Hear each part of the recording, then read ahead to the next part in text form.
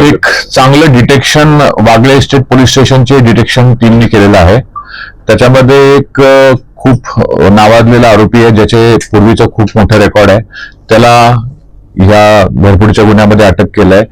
एक 710/25 हा घरफोडीचा 331(3) आणि 305(3) प्रमाणे BNS ऍक्ट प्रमाणे एक गुन्हा दाखल होता. एक 41 वर्षीय महिला होती. तिच्या जी अंबिकानगर राहणारी, तिचे दिवसा 24 तारखेला 24/11/2025 साठी तिच्या घरी घरफोडी झाली होती. 24 तारखेला एक गुन्हा होता, त्यानंतर 26 तारखेला आणि 27 तारखेला सलग 3 दिवस 3 घरफोडीचे गुन्हे घडले होते. तर ह्यातला जो मुख्य मेन आरोपी आहे दीपक वैश्य, त्याचं वय 40 वर्ष आहे. तो राहणार शिवाजीनगर गोवंडी इथल्या एरियातला. त्याला आपण या घरफोडीमध्ये अटक केलेत.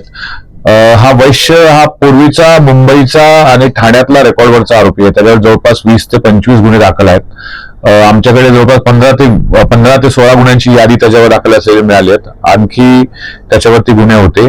आता वागळे स्टेट पोलीस स्टेशनच्या तपासामध्ये त्यांचे जे 3ही घरफोडीचे गुन्हे डिटेक्ट झालेले आहेत आणि संपूर्ण माल यामध्ये रिकव्हर झालेला आहे. त्याचबरोबर श्रीनगर पोलीस स्टेशनचे आणखी 2 गुन्हे उघडकीस याच्यामध्ये आलेले आहेत.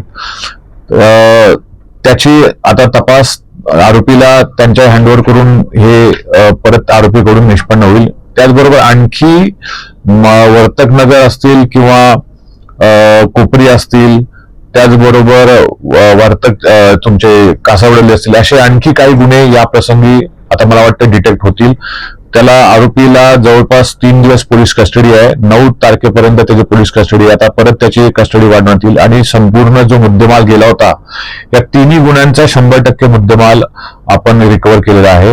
आणि एक चांगलं डिटेक्शन वागळे स्टेट पोलीस स्टेशनने केलं असल्यामुळे त्यांचं मी माननीय कमिशनर ठाणे साहेबांतर्फे त्यांचं अभिनंदन करतो.